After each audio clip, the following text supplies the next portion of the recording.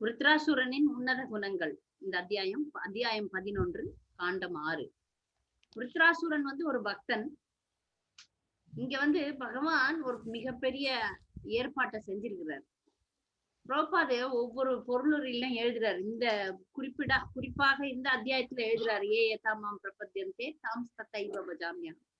யார் என்ன கேக்குறாங்களோ அவங்களுக்கு அதை கொடுப்பேன் அப்படின்ட்டு. இங்க இந்திரன் சகாம பக்தன், விருத்ராசுரன் அகாம பக்தன். அவன் பக்தன் எப்படின்றது பின்னாடி வரும் அத்தியாயங்கள்ல தெரியலாம். இப்ப பகவானுடைய கருணை விருத்ராசுரன் மேல விழுந்திருக்கு. விருத்ராசுரனை தன் பக்கம் இழுத்துக்கணும்ன்றதுக்காக தான் இந்த ஏற்பாடு எல்லாம் நடக்குது. இங்க அசுரர்கள் தேவர்களை பார்த்து பயந்து போய் ஓடி போறாங்க. இப்ப அசுரர்களை கண்டிக்கிறான் விருத்ராசுரன், இப்படி கோழைகளா இருக்கிறீங்களே அப்படின்னு. அந்த ஓடி போற அசுரர்களை தேவர்கள் கொல்றாங்க, முக்கியமா இந்திரன் எல்லாரும். அப்போ விருத்ராசுரன் அவர்களையும் கண்டிக்கிறான். யார் தன்னுடைய உயிருக்காக பயந்து ஓடுறாங்களோ, முதுகு காட்டி யார் ஓடுறாங்களோ அவங்கள கொல்லக்கூடாது. இது நியாயம் கிடையாது. என்ன முட்டாள்தனம் இது, என்ன அவங்களுக்கு அறிவியலித்தனம்? யார் தன்னுடைய உயிருக்காக ஓடுறாங்களோ, எதிர்த்து நின்று சண்டை போடுறவங்களதான் கொல்லணும். அதுதான் போரினுடைய நியாயம். இது என்ன அநியாயமா நீங்க ஓடி போறவனுங்களெல்லாம் கொல்றீங்களே அப்படின்னு சொல்லிட்டு 2 பேரையும் விருத்ராசுரன் ஏசுகிறான். அதன் பிறகு இந்திரனோட சண்டை போடுறான். விருத்ராசுரன் இந்திரனோட சண்டை போடும்போது இந்திரன் வீரமாக அந்த கதையை தூக்கி வீசுறாரு. அந்த கதையை பிடிச்சு திரும்பி அவர் மேலே அடிக்கிறார் விருத்ராசுரன். இந்த சண்டை வர்ணனை இது. அடிக்கும் போது அந்த யானை ஐராவதம் குப்புற விழுது, தலை குப்புற விழுது. இந்திரன் விழுந்துட்டான், கையில இருக்கிற வஜ்ராயுதம் ஓடி போச்சு. அப்ப கீழே விழுந்து அப்படியே நெக்கு பெக்கா ஒன்றும் பண்ண முடியல. அப்புறமா இந்திரனுக்கு அமிர்தம் இருக்கு, அமிர்தம் நிறைந்த கைகளால்னு போடப்பட்டிருக்கு. அந்த அமிர்தம் நிறைந்த கைகளால அந்த ஐராவதத்தை தொட்டு ஐராவதத்துக்கு வலி கிளியெல்லாம் போயிடுது. இந்திரனும் சமாளிச்சு நிக்கிறான். ஆனா இப்ப வெக்கப்படுறான், அடிபட்டு விழுந்தமே அப்படின்ட்டு. இப்ப விருத்ராசுரனை சண்டை போடுறதா வானாவா ஓடி போயிடலாமா அப்படின்ற ஒரு எண்ணங்கள்லாம் இந்திரனுக்கு வந்துருச்சு. விருத்ராசுரன் ஆயுதம் இல்லாத ஒரு எதிரியை அடிக்க கூடாதுன்றதுக்காக கருணையோட பார்த்து பேச ஆரம்பிக்கிறான். விருத்ராசுரன் பேச ஆரம்பிக்கிறான். நீ எடு வஜ்ராயுதத்தை எடுத்து சண்டை போடு, என்கிட்ட வா, பயப்படாத அப்படின்னு சொல்றார். ஆனா இந்திரனை திட்டுறார். பிராமணனை கொன்னுட்ட, என்னுடைய சகோதரனை கொன்னுட்ட, இப்படி எல்லாரையும் கொன்னுட்ட, இப்ப என்னையும் கொன்னுடு, இதுதான் பகவானுடைய சித்தம். பகவான் உன்னால கொல்லப்படுறதுக்கு தான் என்ன அனுப்பி இருக்கிறார். அதனால தைரியமா என்கிட்ட சண்டை போடு, பயப்படாத, இப்படி கோழையாட்டம் நிக்காத அப்படின்னு சொல்லிட்டு யுத்தத்துல இந்திரனுக்கு அறிவுரை கொடுக்கிறார் விருத்ராசுரன். அதன் பிறகு கடைசியில விருத்ராசுரன் பிரார்த்தனையும் வைக்கிறார். இந்திரனுக்கு சொல்றார், நீ இப்ப என்ன கொன்னுட்டினா நான் என்னுடைய சங்கர்ஷ்ணர் பகவான், அவருக்கு சங்கர்ஷ்ணர் தான், அதனால அங்க நான் போயிடுவேன், அவருக்கு நித்தியமா நான் சேவை பண்ணுவேன். எப்போ பக்தர்களுடைய கருணை எனக்கு கிடைக்கிறதோ அப்ப நான் பகவானை நான் சென்றடைவேன். அதுல முக்கியமா விருத்ராசுரன் ஒரு விஷயத்த சொல்றான். பகவானை அடையிறது நம்மால முடியாது, பக்தர்களுடைய கருணையினாலதான் முடியும். பக்தர்களுடைய பாத துளி எப்போ எனக்கு கிடைக்குதோ அப்பதான் எனக்கு அது சாத்தியமாகும் அப்படின்னு சொல்லிட்டு ஒரு அருமையா, அதுக்கு பிரபுபாதர் ரொம்ப அருமையான பொருளுரை எழுதியிருக்கிறாரு. பக்தர்கள் எப்பவுமே நேரடி சேவையிலையும் ஈடுபடுறதுல பக்தர்கள் என்ன கேக்குறாங்க பகவான் கிட்டன்னா, தாச தாச தாசானு தாச, அதாவது பகவானுடைய பக்தர்களுக்கு தொண்டர்களுக்கு தொண்டராக அந்த தாசானு தாசதான் விரும்புறாங்களே தவிர நேரடியா பகவானுக்கு தாசனா ஆகிறது கூட பக்தர்கள் விரும்புறது இல்லை. அடியார்களுக்கு அடியார்களா இருக்கிறது தான். இது நம்ம தமிழ் பாசுரங்கள்லயும் நம்ம பாடுறோம். 7 படி கால் தொடங்கின்னு பல்லாண்டுல பாடுறாங்க. குலசேகர ஆழ்வார் முகுந்தமால ஸ்தோத்திரத்துல தத் பிருத்திய பிருத்திய பரிசாகர பிருத்திய பிருத்தியன்னு 7 முறை சொல்றாரு. உன்னுடைய எனக்கு எதனா வரம் வேணும்னு நீ கொடுக்கணும்னு நினைச்சினா மத் ஜென்மக பலமிதம் மது கைத்தபாரே மத் பிரார்த்தனீய மத் அனுகிரக ஏஷையவ தத் பிருத்திய பிருத்திய பரிசாகர பிருத்திய பிருத்திய பிருத்தியஸ்தி இதிமாம் ஸ்மரலோகநாதா. பகவானே, என் ஜென்மம், இந்த ஜென்மம் உயர்வு பெறணும்னு நீ நினைச்சினா உன்னுடைய பக்தர்களுக்கு பக்தர் பிருத்தியான அடிமை, பக்தர் அவர்களுக்கு நான் வந்து தொண்டு புரியணும், அந்த வரத்தை கொடுன்னு. மற்ற எல்லா உயர்ந்த பக்தர்களும் இதை தான் விரும்புறாங்க. பகவானே அதை தான் விரும்புறார். தன் பக்தனை பகவான் விரும்புறதில்ல, தன் பக்தனுக்கு பக்தனை விரும்புறார். இதுதான் சிவபெருமானும் வந்து ஆராதனம் பரம், ஆராதனம் விஷ்ணு ஆராதனம் பரம். அதை விட பெரிய ஆராதனம் எதுன்னா வைஷ்ணவர்களின் ஆராதனம் பரம் அப்படின்னு சொல்லிட்டு சிவபெருமான் பார்வதிக்கும் சொல்றார். அதை வந்து இங்க பிரபுபாதர் வந்து நிறைய இடத்துல நரோத்தமதாச தாக்கூராரை காட்டுறார். அப்புறம் வந்து பக்தி வினோத் தாக்கூர் சொல்றதெல்லாம் அவர் சொல்லி பக்தர்களுடைய பாத துளியினுடைய மகத்துவத்தை இந்த பொருளுரையில ரொம்ப அருமையா எழுதியிருக்கிறார். அதுக்கப்புறம் விருத்ராசுரன் மரணத்தை கண்டு அஞ்சவில்லை அப்படின்ற வாசகங்கள்லாம் இங்க வந்து தைரியமா இந்திரன் கிட்ட பேசுறான். இனி நான் கொல்லப்படுவேன்றது வந்து உறுதியான விஷயம். அதனால உன்னை இப்ப வந்து நிலைமையை பொறுத்த வரைக்கும் பகவான் உனக்கு தான் சாதகமா இருக்கிறாரு உயிர் கொடுக்கறதுக்கு. இதுல என்ன ஒரு மறைமுகமான ஒரு விஷயம்னா, பகவான் யாருக்கு ரொம்ப சாதகமா இருக்கிறாருன்னா விருத்ராசுரனுக்கு தான் சாதகமா இருக்கிறாரு. வெளிப்படையா பார்க்கும்போது யாரை காப்பாத்துறாரு? பொதுமக்கள்லாம் என்ன நினைப்பாங்க, உயிரை காப்பாத்திட்டாருன்னா காப்பாத்திட்டாரு, இப்ப பகவான் அருள் புரிஞ்சுட்டாருன்னு நினைக்கிறாங்க. இதுல இருந்து இந்த பாடத்துல இருந்து இனிமேல் எதெல்லாம் பக்தர்கள் செத்து போயிட்டா மக்கள் கேள்வி கேட்க கூடாது, ஐயோ கடவுள் கருணை காட்டலையான்ட்டு. அந்த சாவுன்றது வந்து உடலுக்கு தான். அது விருத்ராசுரன் உணர்ந்து இருக்கிறான். இந்த உலகத்துல வாழறது இந்த ஐயோ இந்த மலத்துல இருக்கிற மாதிரி சமம். இந்திரன் வந்து இந்த உலகாய விஷயங்களுக்கு ஆசைப்பட்டு இங்கே சிக்கி தவிக்கணும்னு ஆசைப்படுறான். அதை வந்து விருத்ராசுரன் ஏளனமும் பண்றான். இங்கே வாழணும்னு நினைக்கிறது எவ்வளவு ஒரு முட்டாள்தானம். யாராவது கழிப்பறையிலே வாழ்க்கையை கடத்தணும்னு நினைப்போமா? கழிப்பறை போனோமா வெளியே வந்தோமான்னு இருக்கும். அது மாதிரிதான் பௌதிக உலகம். இது ஒரு கழிப்பறை. இந்த கழிப்பறையை விட்டு விலகி வேகமாக செல்ல வேண்டும்னு நினைக்கிறது தானே அறிவாளித்தனம். இப்ப விருத்ராசுரன் வந்து ஏளனமா சொல்றான், பகவான் உனக்கு வந்து சாதகமா இருக்கிறார்னா. ஆனா உண்மையாக பகவான் யாருக்கு அனுகூலமாக இருக்கிறார்னா விருத்ராசுரனுக்கு தான் அனுகூலமாக இருக்கிறார். ஏன்னா விருத்ராசுரனுக்கு வந்து பிறவிகள்லாம் முடிய போது பகவானிடம் போய் நித்தியமாக ஆனந்தமாக இருக்க போறார். அது அவர் சொல்றார். சொல்லிட்டு கடைசியில் அருமையா பிரார்த்தனைகளை வைக்கிறார் பகவானுக்கு. போதும் இந்த வாழ்க்கை, நான் வந்து இது பின்னாடி அது பின்னாடி போனேன், இதெல்லாம் விட்டுட்டு உங்களை நான் வந்து அடைய வேண்டும், அதற்கான கருணையை நீங்க எனக்கு கொடுக்கணும், தூய பக்தர்களுடைய கருணை எனக்கு கிடைக்கணும் அப்படின்னு சொல்லிட்டு அவர் வந்து கேட்கிறார். அதுல என்ன கேட்கிறாருன்னா, அது ஒரு ஒரு அழகான ஒரு வாசகம் வருது. நான் வந்து சொர்க்கத்தை விரும்பல, செல்வங்களுக்கு உறைவிடமான பகவானே எனக்கு துருவலோகம் வேண்டாம், சொர்க்கலோகம் வேண்டாம், பிரம்மலோகம் வேண்டாம், பாதாள லோகத்துல இருக்கிற சொர்க்கலோகங்களும் எனக்கு வேண்டாம், நான் இதுக்கெல்லாம் அதிபதி ஆகணும்னு நான் விரும்பல. ஏற்கனவே விருத்ராசுரன் மிகப்பெரிய மன்னனாக உலகத்தை ஆண்ட மன்னன் தான் அது சித்திரகேதுவாக. அதெல்லாம் ஆண்டுட்டேன், எனக்கு இதெல்லாம் வேண்டாம். எனக்கு எது வேண்டும்னா உன்னுடைய தாமரை திருவடிகளுக்கு செய்யும் பக்தி தொண்டு தான் வேணும். அதை நான் விடுறதா இருந்தா முக்தி கூட எனக்கு வேண்டாம். அங்க வந்து எனக்கு சேவை நீ கொடுக்க போறேன்னா எனக்கு முக்தி கூட வேண்டான்னு சொல்றாரு. அதுக்கப்புறம் அவர் கேட்கிறார், எப்படி வந்து என் மனம் எப்படி ஏங்குதுன்னா, இந்த சின்ன குட்டி பறவைகள்லாம் இருக்கும் பாருங்க, குஞ்சுகள், அதுங்கெல்லாம் எப்ப தாய் வந்து இறை கொண்டாந்து கொடுப்பான்ட்டு அப்படியே வாயை திறந்துன்னு உட்காந்து இருக்கும். அந்த மாதிரி நான் இருக்கிறேன். எப்படி சின்ன கண்ணுக்குட்டி தாய் பசு பால் கொடுக்கும்னு ஏங்குமே, அந்த மாதிரி என் மனம் அவாவுகிறது அப்படின்னு எழுதுறாங்க. அவாவுகிறது. தொலை தூரத்துக்கு சென்ற ஒரு கணவனை நோக்கி எதிர்பார்த்து காத்து கொண்டிருக்கும் கற்புடைய மனைவி, கணவன் எப்ப திரும்பி வருவான் அப்படின்ட்டு காத்திருப்பாள் பாரு.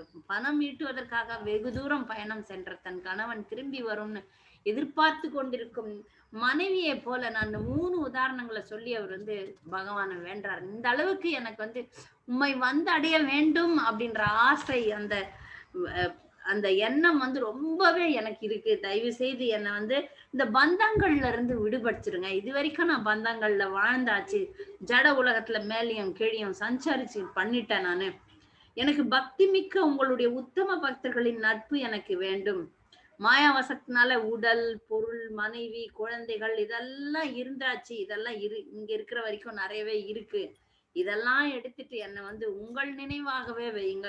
என்னுடைய மனம், உணர்வு, என்னுடைய உடல் எல்லாமே உங்களுக்கு தொண்டு செய்யற மாதிரி என்ன வையுங்க அப்படின்னு சொல்லிட்டு பிரார்த்தனை செய்து விருத்ராசுரன் இந்த அத்தியாயத்தை முடிக்கிறான். அடுத்த அத்தியாயத்துல அவன் மரணம் அடைந்து பகவானை சென்று அடையவான். அதை வந்து நம்ம அடுத்த அத்தியாயத்துல பார்க்கலாம். இதுல உங்களுக்கு ஏதாவது சந்தேகம் இருந்தா கேட்கலாம்.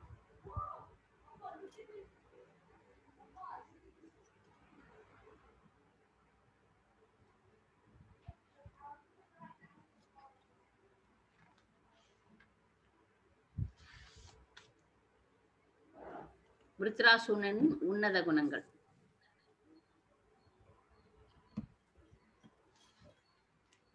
நீங்க பேசுறீங்க, எனக்கு கேட்கல, ஒரே நிமிஷம்.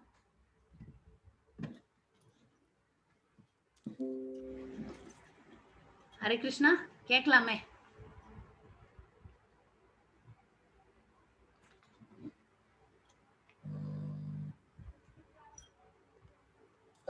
இல்ல. ஹரே கிருஷ்ணா மாதாஜி, பணிவான வணக்கங்கள். சந்தேகம் ஏதாவது இருக்கா பிரபு? இல்ல, அதான் இப்ப இந்திரனை பற்றி சொல்றாரு, இந்திரனை பற்றி சொல்றாரு நிறைய விஷயங்கள். இந்திரன் திரும்ப திரும்ப கொஞ்சம் பாவ செயல்கள் தான் செய்திருக்கிறாரு. ஆனா இப்ப அது எப்படி நாங்க எடுத்துக்கொள்ளலாம்? இந்திரன் பகவானுடைய பக்தர் தான், தூய பக்தர் இல்ல. ஆனா தேவர்களுடைய அரசன், தேவலோகத்துடைய அதிபதி. அது அவருடைய ஒரு என்னன்னு சொல்ல, அவருடைய ஒரு ராசா மாதிரி, அவர் நீதியாக செயற்பட்ட மாதிரி அதை எடுத்துக்கொள்ளலாமா? ராசா அவர் செய்தா எல்லாம் சரி அப்படி எடுத்துக்கொள்ளலாமா? இல்லாட்டி அவருக்கும் அதுக்கு அந்த அவர் செய்த செயல்களுக்கு தண்டனை இருக்குதா? பிரபு, நீங்க கடைசியில தான் கொஞ்சோண்டு கேட்டது பிரபு, திரும்பவும் சொல்லுங்க, மன்னிக்கணும். ஏன்னா என்னுடைய ஸ்பீக்கர்ல ஏதோ பிரச்சனை வந்துருச்சு. இல்ல, இந்திரனுடைய செயல்களை பற்றி அந்த சொல்றாரு தானே. அவர் குரு கொண்டுட்டாரோ, அவமதிச்சிட்டாரு. மற்றது அந்த அவருடைய அவருடைய தமையனார் விஸ்வரூப கொலை செய்திருக்கிறாரு. நிறைய பாவ காரியங்கள் செய்திருக்கிறாரு. நாங்க எப்படி அதை எடுத்துக்கொள்ளலாம்? இந்திரன் ஓகே, அவருக்கு பிறகு தண்டனை கிடைக்குதா? கிடைக்குதே. ஆமா, கிடைக்குதே. முதல்ல குரு அவமானம் பண்ணதுனால ராஜ்யம் எல்லாம் எழுந்து போயிட்டாரு. அதுக்கப்புறம் தான் அவர் நாராயண கவச்சம் வாங்குறாங்க விஸ்வரூபர் கிட்ட. பிரம்மதேவர் சொல்றாரு, நாராயண கவச்சத்தை வாங்குங்க, அப்ப உங்களுக்கு கிடைக்கும். அப்ப திரும்பவும் சக்தி பெறுறாங்க. சக்தி பெற்றப்போ விஸ்வரூபர் அசுரர்களுக்கு சாதகமாக இருந்ததுனால சட்டுன்னு யோசிக்காம விஸ்வரூபர் தான் நாராயண கவச்சம் கொடுத்தாரு. அந்த யோசனையே இல்லாம இந்திரன் அவரை கொன்னுடுறாரு. அந்த கொன்ன பாவம் தான் இந்த உலகத்துல இவருக்கு இந்த நிலம் நீர் இதுக்கெல்லாம் அவர் அனுபவிக்கிறார். அனுபவிச்சு தவம் பண்றார். தவம் பண்ணி அப்புறம் அந்த பாவத்தை, மிச்சம் மீதி பாவத்தை பெண்களுக்கும் மரங்களுக்கும் நிலத்துக்கும் கொடுக்கிறார். அதுவும் அனுபவிக்கிறாரு. மூணாவதா இப்ப இவரை கொல்ல போறாரு. ஏன்னா இவர் பக்தர் வேற, விருத்ராசுரன். அதுக்கும் பாவம் வரப்போகுது. இவர் இந்திரனை பொறுத்த வரைக்கும் எப்படி எடுத்துக்கலாம்னா, இந்திரன் கண்டிப்பா பக்தன் தான், அதுல ஒரு சந்தேகம் இல்ல. பௌதிக உலகத்துல இருக்கிற வரைக்கும், பௌதிக ஆசைகள் இருக்கிற வரைக்கும் தவறுகள் கண்டிப்பா நடக்கும். அதனால அந்த தேவர்களுக்கும் அசுரர்களுக்கும் உள்ள வித்தியாசம் என்னன்னா, எல்லாருமே தப்பு பண்றாங்க. தேவர்கள், இந்திரன் போன்ற தேவர்கள் தவறு செய்தா அது உடனே ஏத்துக்கிறாங்க, அதுக்கு பரிகாரமும் செய்யறாங்க. அசுரர்கள் அதை பத்தி யோசிக்கிறதே இல்லை. அதனால தவறுக்கு மேல தவறுகள் செய்யறாங்க, அசுரர்களாவே இருக்கிறாங்க. தேவர்கள்ல என்னன்னா தவறு செஞ்சுட்டு மன்னிப்பு கேட்கறாங்க, அது உணர்கிறார்கள். அதுதான் இந்திரன். நம்ம இந்திரன் மாதிரி இருக்கக்கூடாது, விருத்ராசுரன் மாதிரி இருக்கணும். முதல்ல இந்திரன் மிக உயர்ந்த பக்தரா இருந்தாலும் கலப்படமான பக்தர். மிக கஷ்டப்பட்டுதான் இந்திர பதவியை அவர் அடைகிறார். ஏன் அவ்வளவு கஷ்டப்பட்டு இந்திர பதவிக்கு போனோம்? சுலபமான பக்தி எடுத்து பகவானோட நித்தியமாக இருக்கலாமே. அப்படிதான் ஆச்சாரியர்கள் நமக்கு சொல்றாங்க. பக்தி பாதைன்றது மிக சுலபமானது, எளிமையானது. ஆனா இந்த சொர்க்கலோகங்களுக்கு ஏற்றம் பெறுதல், இந்த மன்னன் ஆகிறது, இது ஆகிறது, இதுக்கெல்லாம் ரொம்ப கஷ்டப்பட வேண்டி வரும். அந்த கஷ்டத்துல பாதி அளவு கூட நம்ம பக்தி தொண்டுல பட வேண்டியது இல்லை. இங்க வெறும் உண்மையான அன்புதான் தேவை. எளிமையான விஷயத்தை விட்டுட்டு இந்த உலகாய விஷயங்கள், அதுதானே திரும்ப திரும்ப ஆச்சாரியர்கள் எல்லாருமே சொல்றாங்க. இங்கே இருந்து ஏன் கஷ்டப்படணும்னு நினைக்கிறேன். உண்மையில இந்திரன் சுகமா இல்லை. அவருடைய பதவியை பற்றின பயம் அவருக்கு எப்போதும் இருக்கு. எப்படா அந்த பதவி போயிடுமோ, யாருன்னா தவம் பண்ணா இந்திரனுக்கு டென்ஷன் ஆயிடுங்க. நம்ம பாக்குறோம் இல்லையா, இந்திரனுக்கு எப்பவுமே ஒரு பதட்டம் வந்துரும். இவங்க தவம் பண்ணி எங்க என்னுடைய ராஜ்யத்தை பிடித்து கொள்வார்களோ அப்படின்னு. இதே ஒரு விஷயத்த இப்ப விருத்ராசுரன் இந்திரன் பார்த்தோம். கொஞ்ச நாளைக்கு முன்னாடி பிருத்து மகாராஜர் இந்திரன் பார்த்தோம். எப்படி பார்த்தோம்? பிருத்து மகாராஜர் வந்து 100 அஸ்வமேத யஜ்யம் பண்றதுக்கு தகுதி வாய்ந்தவர். செய்யலான்னு போனப்போ 99ஓட தான் நிறுத்தப்பட்டார். மற்றவர்கள் எல்லாருமே, மற்ற உயர்ந்த அதிகாரிகள், பிரம்மா, ஈவன் விஷ்ணு கூட இந்திரனுக்கு தான் சப்போர்ட் பண்ண மாதிரி இருந்தது. நீ விட்டு கொடுத்துரு இந்திரனுக்கு, வேண்டாம் வேண்டாம். ஏன்னா இந்திரன் வந்து மார்வேஷம் போட்டு போட்டு வந்து நிறைய போலித்தனங்கள்லாம் காட்டும் போது அதெல்லாம் உலகத்துல தொடர்ந்து நடக்கும். அதனால நிறுத்துங்கள். இப்ப பிருத்து மகாராஜரை வந்து எல்லாரும் நிறுத்திட சொல்லிட்டாங்க. ஆனா இந்திரனுக்கு தான் சாதகமா இருந்தார்கள். ஏன்னா இந்திரன் அதுக்காகவே போராடுறார். பிருத்து மகாராஜர் தூய பக்தர். அவர் அதே பிறவியில பகவானை சென்று அடைஞ்சிட்டார். அதனால பிருத்து மகாராஜ் ஒத்துக்கினார். சரி வேண்டான்னு மத்தவங்க சொல்லும் போது, வேண்டான்னு உயர் அதிகாரிகள் பிரம்மதேவர், விஷ்ணு, பகவான் சொல்லும் போது நம்ம கேட்டுக்கணும். வேண்டாம், இந்த பெருமை எனக்கு வேண்டாம். 100 அஸ்வமேத யாக்கியம் செய்த பெருமை பிருத்து மகாராஜுக்கு தேவையில்லாம போயிடுச்சு. 99 செஞ்சுட்டார். சாதாரணமா இந்திரனை போன்றவே ஒரு பக்தரா இருந்தா சண்டை போட்டிருப்பார். ஆனா அவர் கேட்டுட்டார். அதேதான் இங்க நடக்கிறது. விருத்ராசுரன் வந்து சீக்கிரமா சண்டை போட்டு என்ன சாகடின்றாரு. ஒரு ஆச்சரியமான விஷயம். அசுரர்கள்லாம் கடைசி வரைக்கும் போராடுவாங்க. ஆனா அப்ப இவர் சொல்றாரு, இது இந்திரனுக்கு எதிர்மறையான ஒரு பக்தன் விருத்ராசுரன். இந்திரனும் பக்தன் தான், விருத்ராசுரனும் பக்தன் தான். இவர் தூய பக்தன், அவர் கலப்படமான பக்தன். இந்திரன் அனுபவிச்சார். செஞ்ச தப்புக்கெல்லாம், பாவங்களுக்கெல்லாம் தண்டனை இருந்தது. அனுபவிக்கிறார், அப்புறம் திருந்துறார்.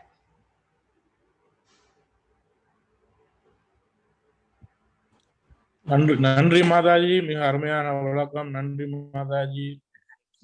ஹரே கிருஷ்ண மாதாஜி. பகவானோட இந்திரன் வந்து இந்த கோவர்த்தனகிரி அந்த மலையை வர வச்சு தன்னுடைய யாக பூசையெல்லாம் தனக்கு கிடைக்காம பண்ண போட்டாருன்னு சொல்லி பகவானோட கோவப்பட்டவர் இல்லையா, எரிச்சல் பட்டவர், அதாவது பொறாமப்பட்டவர். அது பகவானையே அவர் தண்டிக்கக்கூடிய அளவு, பகவானையே எதிர்க்கக்கூடிய அளவுக்கு அவருக்கு தைரியம் இருக்குதா மாதாஜி, ஊட்டப்பட்டிருக்குதா? மறந்துடுறாங்கல்ல. இப்ப பாருங்க, அது எதுக்கு உதாரணமா சொல்றாங்கன்னா, ஜீவனுக்கு வந்து எப்போ ஒரு சக்தி வருது. அப்ப உலகத்துல எவ்வளவு நாஸ்திகர்கள் இருக்கிறாங்க, அவங்க எல்லாம் பகவானை மறந்துடுறாங்க தானே. இந்திரன் வந்து அது விதி விலக்கு இல்ல, பகவான் தான் இங்க வந்திருக்கிறார், பகவான் லீலை புரிகிறாருன்றதே மறந்துடுறாரு. எனக்கு கொடுக்கலையா அப்படின்னு சொல்லிட்டு அவர் வந்து அகங்காரம் பண்றார். அந்த அகங்காரத்தை தான் பகவான் தட்டி வச்சிடுறாரு, நல்லா தட்டுறாரு. அதனாலதான் சொல்றாங்க, விரஜ பிரேமையில், விருந்தாவனத்துல பக்தனுக்கும் பகவானுக்கும் நடக்கிற அன்பு லீலையில இந்த தேவர்கள் எல்லாம் தொல்லையா வந்து நிக்கிறாங்க. அவங்களுக்கு புரியல பாருங்க. இது மிக உயர்ந்த பகவான் இங்க அவதாரம் எடுத்து வந்தது தன்னுடைய உயர்ந்த பக்தர்களுக்கு லீலை புரிவதற்காகவும் அவர்களை கொண்டு போறதுக்காக தான் வந்தார். ஆனா அதை அவங்க புரிஞ்சுக்கவே இல்லையே. இங்க என்ன நடக்குதுன்னே தெரியலையே இந்திரனுக்கு. இங்க என்ன நடக்குதுன்னே தெரியல. அப்புறம் மன்னிப்பு கேட்கிறார். மன்னிப்பு கேட்கறது கூட நேரடியா அவர் கேட்கல பாருங்க, பயப்படுறாரு. அதனாலதான் தாயை கொண்டாடுறாரு, அந்த பசுவை கொண்டாடுறாரு, சுரபி. இங்க சுரபி குஞ்சுன்னு ஒரு இடம் இருக்கு. தேவர்கள்ல வந்து ஒரு முக்கியமான என்னன்னா, தவறு செஞ்சுட்டாங்கன்னா அப்புறமா உணர்றாங்க. இப்ப சைத்தன்ய மகாபிரபு வர்றதுக்கு முன்னாடியே இங்க வந்து அழறாரு இந்திரன். அது ஒரு லீலை இருக்கு இங்க. பகவானே அங்கேயும் தப்பு பண்ண, இங்கே நான் தப்பு பண்ணக்கூடாது அப்படின்னு சொல்லிட்டு சுரபி குஞ்சுன்னு ஒரு இடம் இருக்கு, அங்க வந்து மன்னிப்பு கேட்கிறாரு சைத்தன்ய மகாபிரபு கிட்ட. அதனால நேரடியா கேட்கறதுக்கு கூட பயம் வந்துருச்சு அவருக்கு. அதனாலதான் சுரபி மாதாவை கொண்டாந்து, பசுவை கொண்டாந்து, அந்த அம்மாவை வச்சு, ஏன்னா கிருஷ்ணருக்கு பிடிக்கும்ல, நமோ பிரம்மன்ய தேவாய கோ பிராமணை தாயச்ச. இப்போ பசுக்கள் எல்லாம் பிடிக்கும்ல கிருஷ்ணருக்கு. அதனால பசுக்களை வச்சு, அந்த அம்மாவை வச்சு மன்னிப்பு கேட்கிறாரு. நன்றி மாதாஜி. ஹரே கிருஷ்ணா. ஹரே கிருஷ்ணா. இப்ப பிரம்மாவும் அதே மாதிரி தப்பு பண்ணாரு. அவங்களுக்கு ஆல்ரெடி தெரியும் தானே மாதாஜி கிருஷ்ணர் தானே. பகவானுடைய வந்து மாயை வந்து பிரம்மாதி தேவர்களை கூட வந்து மயக்கக்கூடியது. அது தெரிஞ்சுக்கணும். நம்ம நினைச்சுக்கிறோம் நம்மளுக்கு தெரிஞ்சிடுச்சு, நம்ம பாகவதம் படிக்கிறோம் நம்மளுக்கு தெரிஞ்சிடுச்சு அப்படின்னு. அவங்க எல்லாம் வேதங்களை கற்றவர்கள், எல்லாமே பண்ணவங்க. ஆனா பகவானுடைய மாயைன்றது ரொம்ப சக்தி வாய்ந்தது. மாயாதேவியே மாயையில தள்ளக்கூடியது, சிவபெருமானையே மாயையில தள்ளக்கூடியது. நம்ம பார்க்க போறோம் ஒரு லீலையில. சிவபெருமான் இருக்கிறதுல அந்த தேவர்கள் லிஸ்ட்ல சிவபெருமான் வரவே மாட்டார். பகவானுக்கு அடுத்த நிலையில் இருக்கக்கூடியவர் சிவபெருமான். அவரையே பகவான் வந்து பதம் பார்த்துருவார், மாயையில தள்ளுவார், அவரையே வந்து சோதிப்பார். அதனால இவர்கள்லாம் அப்ப இவ்வளவு தெரிஞ்சே இவங்க எல்லாம் தப்பு தெரிஞ்சே கூட அந்த பௌதிக உலகத்துல மாயன்றதுதான் ரொம்ப பவர்ஃபுல், ரொம்ப சக்தி வாய்ந்தது. அதை நல்லா புரிஞ்சுக்கணும். பகவானுடைய மாயை மிக மிக சக்தி வாய்ந்தது. அது நீங்கள் எவ்வளவு பெரிய பக்தனாக இருந்தாலும், எவ்வளவு பெரிய பதவியில இருந்தாலும் உங்களை சோதிக்கும், உங்களை தாக்கும். அதனால நிறைய பேர் என்ன நினைச்சுப்பாங்க, நான் இப்போ மிகப்பெரிய பக்தன் ஆயிட்டேன். ஒரு பிரம்மச்சாரி உதாரணத்தை எடுத்துக்கலாமே, நான் பெண்களோட பேசினா என்ன ஒண்ணும் பண்ணாது, நான் அதெல்லாம் தாண்டிட்டேன், எனக்கு வயசாயிடுச்சு அப்படிலாம் சொல்ல முடியாது. அப்படி சொல்லவே கூடாது. எந்த வயசுல எந்த விதத்துல வேணா மாயா பதம் பார்க்கும். அதனாலதான் நம்மளுடைய ஆச்சாரியர்கள் மாயை கிட்ட நம்ம பார்த்து நடந்துக்கணும். எதிர்ப்பா தைரியமா என்ன மாயம் ஒண்ணும் பண்ணாதுன்ற அகங்காரத்தை நம்ம வச்சுக்க கூடாது. இவ்வளவு பெரிய இதுல இருந்து நாம கத்துக்கிற பாடம் என்னன்னா, இவ்வளவு பெரிய பதவியில இருக்கக்கூடிய மிக உயர்ந்த நிலையில இருக்கக்கூடிய தேவர்களையே மாயை பதம் பாக்குதுன்னா, நாம எல்லாம் எப்போதும் மாயையில தான் இருக்கிறோம்.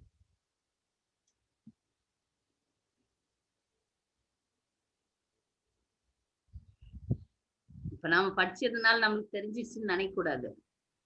நம்ம இதெல்லாம் படிச்சிருக்கிறோம், நமக்கு தெரியுது அவங்களுக்கு தெரியலையா அப்படின்ற கேள்வி எல்லாம் வரவே கூடாது. நம்ம முழுக்க முழுக்க மாயையில தான் இருக்கிறோம். அவங்களே மாயையில விழறாங்கன்னா நம்ம எப்போதும் மாயையில தான் இருக்கிறோம். நம்ம எங்க மாயை விட்டு வெளியே வந்திருக்கிறோம். ஆச்சாரியன் கருணை தான், குரு பரம்பரையினுடைய கருணை தான் நமக்கு பாதுகாப்பே தவிர நம்மால நம்ம மாயையில இருந்து விலக்கி கொள்ள முடியாது. அந்த அளவுக்கு சக்தி வாய்ந்தது. நம்ம தான் பாக்குறோமே நிறைய பக்தர்களை ஒரு நொடி பொழுதுல மிகப்பெரிய நாஸ்திகர்களாக மாறி விடுகிறார்கள். ஒரு நொடி பொழுதுல எல்லாத்தையும் தூக்கி விசிறி அடிக்கிறாங்க. நம்ம எல்லாம் ஸ்ட்ராங்கா பக்தியில இருக்கிறோம், நம்ம எப்படி நினைக்க முடியும்? அடுத்த பிறவி இப்ப உதாரணத்துக்கு இந்த பிறவியில அடையவில்லை கிருஷ்ணர் அப்படின்னும் போது அடுத்த பிறவி கண்டிப்பா ஐஸ்வர்யம், நல்ல வசதிகள் எல்லாம் கொடுப்பாரு கிருஷ்ணர். அதை பயன்படுத்த மாட்டோம். புரியாது, பக்தியே புரியாது, அவ்வளவுதான். எவ்வளவு கிருஷ்ணரை நேர்ல இருந்தப்ப கூட கிருஷ்ணரை கடவுள்னு அறியாத நாஸ்திகர்கள் நிறைய இருந்தாங்க. அந்த அளவுக்கு மாயை இருக்கு இந்த உலகத்துல. சோ இவர்களே தாக்குதுன்னா மாயெல்லாம் நம்மளெல்லாம் எப்பவுமே தாக்கி கொண்டுதான் இருக்கிறது.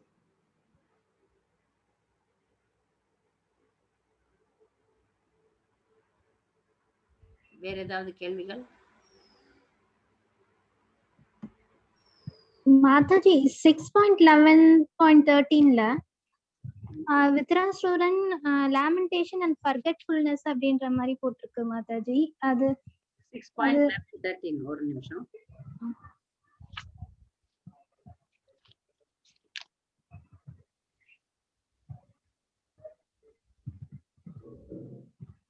கடைசி லைன்ல thinking of Indra's sinful activities with he became mad with lamentation and forgetfulness அப்படின்ட்டு. இது என்ன மாதாஜி ஃபர்கெட்ஃபுல்னஸ்னா எதை அவர் ஃபேக்ட் தானே மாதாஜி பேசினாரு. அவர் என்ன அந்த ஒரு ஃபர்கெட்ஃபுல்னஸ் ஒரு லேமெண்டேஷன் அப்படின்றது புரியல மாதாஜி. அவங்க சகோதரன் இப்ப விருத்ராசுரன் விருத்ராசுரனுடைய சகோதரன் யாரு? விஸ்வரூபர். துவஷ்டா தானே இவரை உருவாக்குறாரு.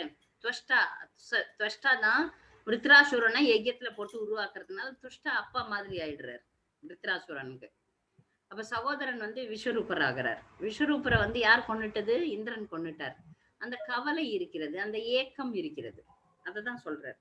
ஆனாலும் பரவாயில்ல, அதை விட விட்டுட்டு அதை கேலியா சிரிச்சுக்கிட்டே பேசுறாரு. ஓகே, நீ என்னென்னலாம் பாவம் பண்ண அப்படின்ட்டு.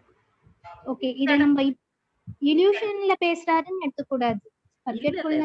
பாருங்க, இங்க தமிழ்ல மேலிட சோகமும் மோகமும் மேலிட கேலியாக சிரித்து கொண்டு பின்வருமாறு கூறினார்னா அதை அது இருக்கு. ஆனா அதை விட்டு வெளியே வந்துதான் பேசுறாரு.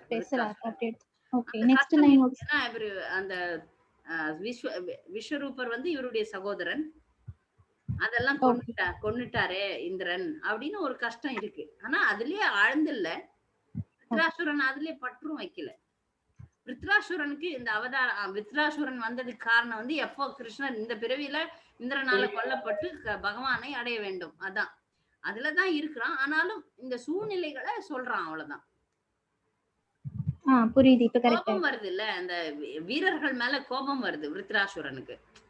அந்த சூழ்நிலைக்கேற்ற உணர்வுகளை காட்டித்தானே ஆக வேண்டும். உண்மையான உணர்வு மேல போனோம்னு இருந்தா கூட வீரர்களை கண்டிக்கிறான். அதே மாதிரி சகோதரன் இறந்ததை நினைத்து வருத்தப்படுகிறான். அவ்வளவுதான். அதுலயே ஆழ்ந்து விடவில்லை. அது மட்டும் புரிஞ்சுக்கணும். இந்த நிலையிலே இப்ப வேற யாரா இருந்தா ஐயோ என் சகோதரன் சத்துட்டானே அப்படின்னு சொல்லிட்டு டிப்ரெஷன் அதுல இதுல போவாங்க. பிருத்ராசுரன் இல்ல. அந்த சன நேரம் அவனுக்கு வந்து வருத்தம் இருக்கிறது. இந்த மாதிரி பண்ணிட்டியப்பா இந்திரா அப்படின்னு பேசுறாரு. அவ்வளவுதான். அதுலயே மூழ்கல. சரி மாதாஜி. ஹரே கிருஷ்ணா மாதாஜி. கேளுங்க அம்மா எனக்கு ஒரு டவுட்மா. இப்போ நம்ம இந்த இந்த பிறவி எடுத்துட்டோம். எவ்வளவு பிறவி இல்ல நம்ம எவ்வளவு கஷ்டமா தான் அந்த அனுபவிச்சுட்டு தான் நம்ம போகணும். ஆனா நம்ம நீங்க சொன்னீங்கல்ல கடற்கிட்ட எங்களை சீக்கிரம் கூட்டிட்டு போகணும். அது இவ்வளவு நாள் நீங்க கஷ்டப்படணும் மாதிரி அந்த கஷ்டத்தெல்லாம் எனக்கு கூட்டிட்டு போன்னு சொல்லக்கூடாதுன்னு ஒரு ஸ்பீச்ல கேட்டேன் மாதாஜி. நீங்க இப்ப சொன்னீங்களே அது எனக்கு ஒரு டவுட்டா இருந்துச்சு. அதை கேட்கிறேன் மாதாஜி. அது மாதிரி நம்ம நீங்க சொன்னீங்களே அது மாதிரி சொல்லி இனிமே ப்ரேயர் பண்ணலாமா அப்படின்னு கேக்குறேன். பகவானை வந்து நம்ம வந்து பகவானை அடையிறது வந்து தவறு கிடையாது. நம்ம சம்பிரதாயத்துல வந்து பகவத் பக்தி அடையறது தான் மிக உயர்ந்த குறிக்கோளா கொடுத்திருக்கிறாங்க. ஆன்மீக உலகத்தை சென்று அடைதல் தவறான விஷயம் இல்ல. அதை கேட்கறதும் தவறு கிடையாது. ஆனால் நமக்கு சைத்தன்ய மகாபிரபு அதை விட உயர்ந்தது கிருஷ்ண பிரேமை. இன்னொரு விஷயம், நம்ம பகவானை அடையறோம்னா கிருஷ்ண பிரேமை இல்லாம பகவானை அடைய முடியாது. இப்ப நமக்கு வந்து முக்தி அடையக்கூடிய தகுதி இருக்கு அப்படின்னா நமக்கு வந்து பக்தி இல்லை, பக்தி இல்லாம முக்தி இருக்கு, முக்தி மட்டும்தான் அப்படின்னா நம்ம வந்து பிரம்மஜோதியை போய் இறங்கிடுவோம். அதுக்கு மேல நம்ம தூய பக்தி இருந்தாதானே ஆன்மீக உலகத்திலே போய் சேருவோம். அதனால நீங்க தூய பக்தியை கேட்டீங்கன்னா ஆன்மீக உலகமும் கொடுக்கப்படும், முக்தியும் கொடுக்கப்படும். இத பத்தி எல்லாம் பக்தன் கவலையே படுறது கிடையாது. பக்தன் வந்து இப்ப நமக்கு வந்து நாம என்ன பண்ணோம்னா, நான் போவனா இல்லையா, பகவானை சென்று அடைவனா இல்லையா, இந்த பிறவிலே எனக்கு ஏன்னா எல்லாருக்குமே தெரியுது நம்ம பட்ட கஷ்டம் அப்படி இல்ல படுகின்ற கஷ்டம் ரொம்ப கஷ்டப்படும் போது நம்ம வந்து இததான் வேண்டோம். பகவானே வேண்டாம், ஆதலால் பிறவி வேண்டேன் சொல்றாருல்ல ஆழ்வார். பிணி பசி மூப்பு துன்பம் ஆதலால் பிறவி வேண்டேன் அரங்கமா நகருளானேன்னு வேண்டார். தப்பு கிடையாது. நம்ம அது தெரிஞ்சு அதுக்காக வேண்டது தப்பு கிடையாது. ஆனா அதை விட உயர்ந்த விஷயம் இருக்கு. நீ எங்கன்னா என்ன போடு, நீ எப்படின்னா வை, எனக்கு கிருஷ்ண பக்தி, தூய கிருஷ்ண பக்தி. நீங்க தூய பக்தர் ஆயிட்டீங்கன்னா எதை பத்தியுமே கவலை வராது உங்களுக்கு. அந்த நிலைக்கு அவர் கொண்டு போயிடுவார்.